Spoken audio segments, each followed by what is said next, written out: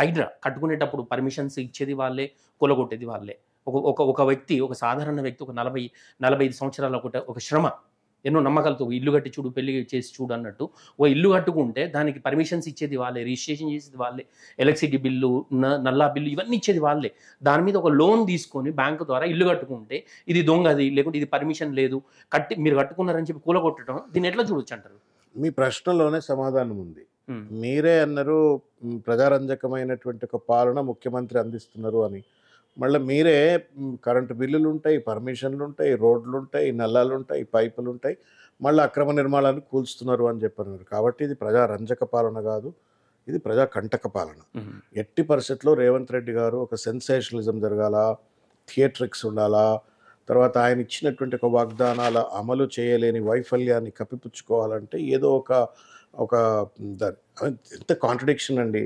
రాజకీయం ఎవడైనా సరే, ఏ పార్టీ అయినా సరే, బీఆర్ఎస్ కానీ, కాంగ్రెస్ కానీ, లేకపోతే ఇంకెవడైనా దేశవ్యాప్తంగా ఉన్న రాజకీయ పార్టీలు వాళ్ళ వ్యక్తిగత ప్రతిష్టను పెంచుకోవడం కోసం కాదు, ప్రజలకు జీవితాల్లో వెలుగులు నింపడం కోసం.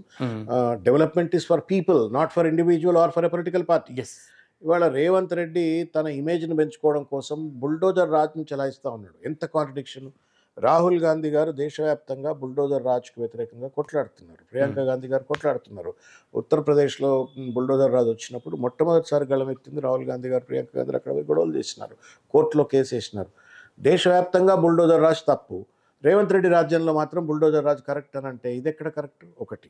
రెండు, డబ్బు ఉన్నటువంటి వాడికేమో నోటీసులు ఇస్తావు, డబ్బు లేనివాడు ఇంటి మీదకేమో బుల్డోజర్లు పంపుతావు. ఇది ఎట్లా కరెక్ట్ రేవంత్ రెడ్డి రాజ్యంలో చెప్పండి. మూడవది, ఇవాళ there is something called constitutional sanctity and due process, legally టెనబుల్గా ఉండేటువంటి ఒక ప్రాసెస్ ఉండాలా. నువ్వు మూసీ నదికి సంబంధించిన అంశం కావచ్చు, లేకపోతే నేనే రాసినానండి జిహెచ్ఎంసీ మేనిఫెస్టోలో 2020లో మరిశేష్ రెడ్డి గారు, ఇన్ఫ్యాక్ట్ మేమంతా కలిసి కూర్చొని రాసినాం. we shall constitute a lake protection authority to protect the lakes in collaboration with resident welfare associations. అంటే ప్రజలను రెసిడెంట్ వెల్ఫేర్ అసోసియేషన్స్ను భాగస్వాములు చేస్తూ మేము ఒక lake protection authority under GHMC మేము కాన్స్టిట్యూట్ చేస్తాము అని చెప్పినాం. మరి ఏం చదువుండో, ఏం అర్థమైందో, ఎవడు చెప్పిండో దాన్ని హైడ్రా అని పడేసి దానికి ఒక ప్రత్యేక పవర్లు చేయాలా, గడ్డి బీకాలా, మేయర్ ఏం చేయాలా, కమిషనర్ ఏం చేయాలా, కార్పొరేటర్లు ఏం చేయాలా, హైడ్రాకు ఆ పవర్లు ఇచ్చినా అని చెప్పని 74 కాన్స్టిట్యూషనల్ అమెండ్మెంట్ను తుంగలో దొక్కేస్తా ఉన్నాడు. ఎవడు చెప్పేటోడు లేడండి. ముఖ్యమంత్రి పదవిలో కూర్చొని ఒక చిల్లర మాటలు మా వ్యవహార శైలి. నువ్వు హైడ్రా పెడుతున్నావు, what should independent of GHMC. మరి జిహెచ్ఎంసీ ఏం చేయాలా, కమిషనర్ ఏం చేయాలా, మేయర్ ఏం చేయాలా, కార్పొరేటర్లు ఏం చేయాలా, ఇదొకటి. రెండోది ఏంటంటే ప్రాసెస్. నువ్వు ప్రతి చెరువును కూడా కాపాడవలసిన అవసరం ఉంది, మన కోసం కాదు, మన 100 ఏళ్ల కోసం మనం కాపాడాలి. అయితే కాలక్రమేణా కొన్ని చెరువులు కాపాడటానికి కూడా అవసరం లేనంత రీతిలో డెన్సిటీ ఆఫ్ పాపులేషన్ పెరిగిపోయిందండి. హైదరాబాద్లో ఎప్పుడో 20 లక్షలు 30 లక్షలు ఉన్నటువంటి ఒక జనాభా ఇలా 1 కోటి మందికి వచ్చింది. మరి వాళ్ళ భూమి మీదనే కదా ఉండేది. వాడు చెరువులు కబ్జా చేస్తూ ఉన్నాడా, కాపాడాలా. But somewhere along this is happened. ఇప్పుడు జిహెచ్ఎంసీ ఆఫీస్ ఒక చెరువు మీదనే కట్టిండ్రని అంటున్నారు. రాజ్ భవన్ చెరువు మీదనే కట్టిందంటున్నారు. మొత్తం నెక్లెస్ రోడ్ ఎఫ్టిఎల్ మీదలో ఉందని అంటున్నారు. అనేక నిర్మాణాలు, ప్రభుత్వ నిర్మాణాలు కూడా ఇవాళ, హైడ్రా ఆఫీస్ కూడా ఇవాళ చెరువుల్లో ఉంది అని అంటా ఉన్నారు. అంటే కాలక్రమేణా కొన్ని చెరువుల మనుగడ కొనసాగించలేకపోవడం కావచ్చు, క్యాచ్మెంట్ ఏరియా అంతా కూడా కన్స్ట్రక్షన్స్ వచ్చేసిన తర్వాత నీళ్లు రాకపోవడం వల్ల కావచ్చు, మొత్తానికి కొన్ని చెరువులు పోయినాయి, కొన్ని చెరువులు ఉన్నాయి, కొన్ని చెరువులు అన్యాక్రాంతం అయిపోయినాయి, ఆక్రమణకు గురైపోయినాయి. వీటిపైన ఒక నిర్దిష్టమైనటువంటి ఒక సర్వే చేసి ఉండాల్సి ఉండే. సెటిలైట్ ఇమేజ్ సర్వే కావచ్చు, లేకపోతే లైడార్ సర్వే కావచ్చు, డ్రోన్ సర్వేస్ కావచ్చు, కంప్లీట్ మొత్తం ల్యాండ్ సర్వే చేసి క్యాచ్మెంట్ ఏరియా ఎంతవరకు కన్స్ట్రక్షన్స్ లేకుండా ఉంది, నీళ్లు ఎంతవరకు వస్తాయి, ఎంతవరకు రావు, ఒకటి. రెండు, అబ్స్ట్రక్షన్స్ ఏమున్నాయి, తర్వాత ఫుల్ ట్యాంక్ లెవెల్ ఎంత ఉంటుంది, తర్వాత బఫర్ జోన్ ఎంత ఉండాలా, తర్వాత ఇప్పుడున్నటువంటి ఒకసారి ఒక బౌండరీస్ ఫిక్స్ చేసిన తర్వాత ఆ లోపల ఉన్నటువంటి ఒక నిర్మాణాలలో అక్రమమైనవన్నీ, సక్రమమైనవన్నీ, ఇవన్నీ నిర్ధారించిన తర్వాత మీరు వాళ్ళకి నోటీసులు ఇచ్చి తర్వాత మీరు డిమాలిష్ చేయాల్సిన అవసరం ఉంటే డిమాలిష్ చేయండి. బట్ ఒకవేళ సక్రమమైన నిర్మాణం లేదు వాడికి రీహాబిలిటేషన్ ఇవ్వాలా. ఇవ్వాలి. నేను ఒక ఇల్లు కట్టుకోవటం అనేది నాకు ఇప్పటికీ సొంత ఇల్లు లేదు. నాకు సొంత ఇల్లు లేదు, ఇవాళ కూడా సొంత ఇల్లు లేదు. సొంత ఇల్లు ఉండడం అనేటువంటిది ఎంత పెద్ద కళ అనేటువంటిది నాకే తెలుసు, ఎంత కష్టమో కూడా నాకే తెలుసు. నువ్వు ఒక సాధారణమైనటువంటి ఒక ఉద్యోగియో చిన్న చిన్న వ్యాపారస్తులో వాడు ఎంతో రెక్కలు ముక్కలు చేసుకొని రక్తాన్ని చెమటగా మార్చి కొద్ది డబ్బులు సంపాదించు ఇల్లు కట్టుకుంటే రాత్రి బుల్డోజర్ పంపి కూలగొడతా అంటున్నావు. పెద్దోళ్ళు రేవంత్ రెడ్డి గారు తమ్ముడు తిరుపతి రెడ్డి గారు ఇంకెవరికోనేమో నువ్వు నోటీసులు ఇస్తావు, నెక్టర్ గార్డెన్స్కు నోటీసులు ఇస్తావు, మూసి పరివాహక ప్రాంతంలో ఉన్నటువంటి ఒక పేదోళ్ళకి ఏమో బుల్డోజర్లు పంపుతావు, లేకపోతే చెరువుల కింద ఉన్న వాళ్ళకి బుల్డోజర్లు పంపుతా అంటే ఏం న్యాయం ఇది? ఏమంటున్నా అంటే డ్యూ ప్రాసెస్ ఫాలో కండి. కోర్టు చెప్పిన తర్వాత కూడా మీరు మన జస్టిస్ లక్ష్మణ్ గారు అనుకుంటా అది హైకోర్టులో ఆర్గ్యుమెంట్స్ చూస్తూ ఉన్నాం వీడియోలు అక్కడిక్కడ. I mean it's slab on the face of Revanth Reddy and Ranganath. అంత గట్టిగా చెప్పిన తర్వాత కూడా ఇంకా మూర్ఖంగా నెక్స్ట్ డేనే మేము ఆర్డినెన్స్ తీసుకొస్తామని ఆర్డినెన్స్ పట్టుకురావటం, ఆర్డినెన్స్ను బీజేపీ గవర్నర్ అప్రూవ్ చేయటం. ఇక మీరు చెప్పరు, ఇక మీరు ఏమనాలా అంటే ఏమన్నా పద్ధతి ఉందా? మరి why is that BJP ministers are not condemning it?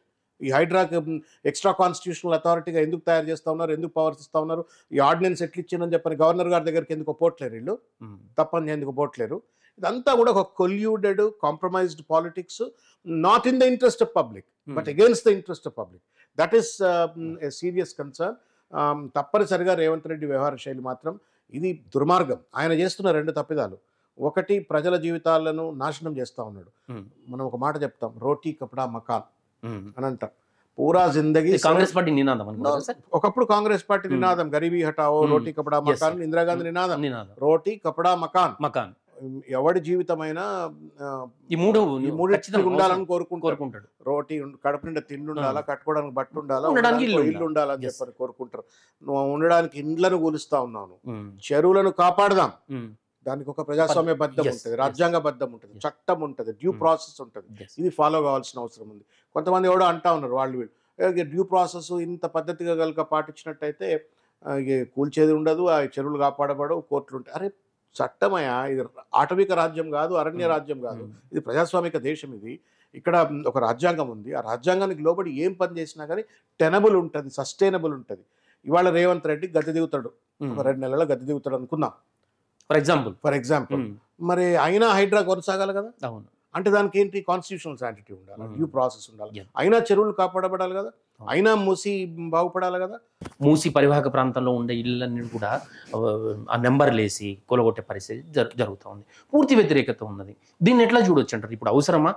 రేపు పొద్దుగాల ఎవరు మూసి దానకిషోర్ ఎవరో ఉన్నట్టున్నాడు, దాంట్లో ఇన్వాల్వ్ అవుతున్నట్టున్నాడు దానకిషోర్, ఇంకెవరో బరాబర్ వాళ్ళు లీగల్ కాన్సిక్వెన్సెస్ ఫేస్ చేయాల్సిన అవసరం ఉంది. నువ్వు ఇష్టారాజ్యంగా చేయడానికి మీ తాత జాగీర్లానే, ప్రజల భూములు అవి, ప్రజల చెరువు అది, ప్రజల నది అది, ప్రజల నదిని బాగు చేయటువంటి ప్రజలను భాగస్వాములు చేయి. నువ్వు what is your policy on Musi revival? You tell me. ఇంతవరకు పాలసీ ఉందా? నువ్వు have you ever discussed with the stake holders? Revanth Reddy అన్న బాహుబలి ఆ నుంచి ఇటు దాకా మొత్తం మూసీ నదిని బాగు చేయడానికి. ఇవాళ వికారాబాద్లో పుట్టినటువంటి ఒక మూసీ నది వాడపల్లి దాకా ఉంది. ఇక్కడ రేవంత్ రెడ్డి మొత్తం ఆడ ఈడ అంతా కూర్చొని పొరలాడి మూసీ నదిని బాగు చేస్తాడా? ప్రజలు భాగస్వామ్యం చేయాల్సిన అవసరం ఉంటుంది. దానికంటే ఒక చట్టం ఉండాలి, దానికంటే ఒక ప్రాసెస్ ఉండాలి. ఇష్టం వచ్చినట్టు కూల్చేసే ప్రయత్నం చేస్తూ ఉన్నారు, దాన్ని ఒక రియల్ ఎస్టేట్ దందాకు కన్వర్ట్ చేసే ప్రయత్నం చేస్తూ ఉన్నారు. 1,00,000 కోట్లు అని చెప్పని ఏదో మీడియాలో అక్కడిక్కడ చూస్తూ ఉన్నాము. దీనిపైన మీ పాలసీ ఏంటి?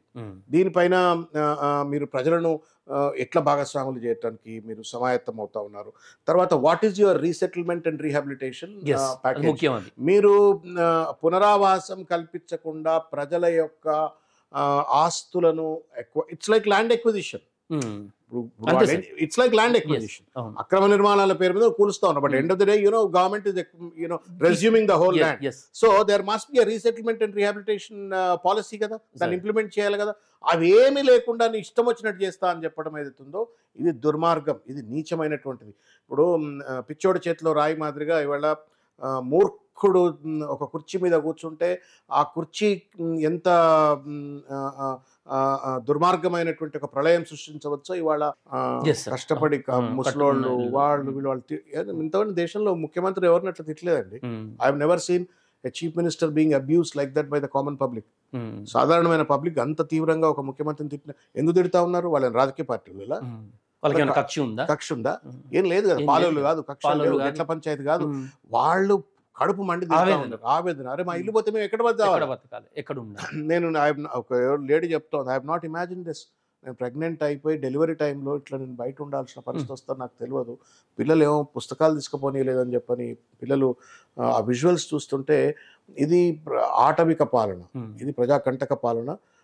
మూర్ఖంగా రేవంత్ రెడ్డి గారు వివరిస్తా ఉన్నారు. సార్ గవర్నమెంట్ దగ్గర ఇంటెలిజెన్స్ రిపోర్ట్ ఉంటుంది, పూర్తి వ్యవహారం సమాజంలో ఏం జరుగుతుందో వాళ్ళు తెప్పించుకునే పరిస్థితి ఉన్నది.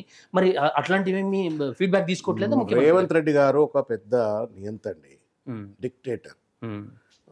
మూర్ఖంగా తన నిర్ణయాలు తీసుకున్న తర్వాత ఆ నిర్ణయాన్ని అమలు చేయాలని చూస్తాడు తప్ప ప్రజాస్వామికబద్ధంగా చర్చ చేసి ఆయన నిర్ణయాన్ని వెనక్కి తీసుకునేటువంటి ఒక ప్రయత్నం చేయడం. అందుకే కదా ఒక పక్కన జస్ట్ హైకోర్టు ఇష్టం వచ్చినట్టు మొట్టికాయలు వేస్తూ ఉంటే తెల్లారి పొద్దుగాల నువ్వు ఆర్డినెన్స్ పట్టుకొచ్చి ఆర్డినెన్స్ గవర్నర్కి పంపించి గవర్నర్ మెప్పించి నువ్వు సంతకం పెట్టించుకున్న వాటికి ఇది ఏమన్నాడు? సీతయ్య ఎవడి మాట వినడన్నట్టే ఉంది కదా రేవంత్ రెడ్డి వైఖరి. సీతయ్య ఎవడి మాట అయినాడు, నా దారి రహదారి, నేనేమనుకుంటే అదే చేస్తా, తెలంగాణ నా రియల్ ఎస్టేట్ దందా, ఇది ఇంతకు మించి ఇంకోట్లేదు.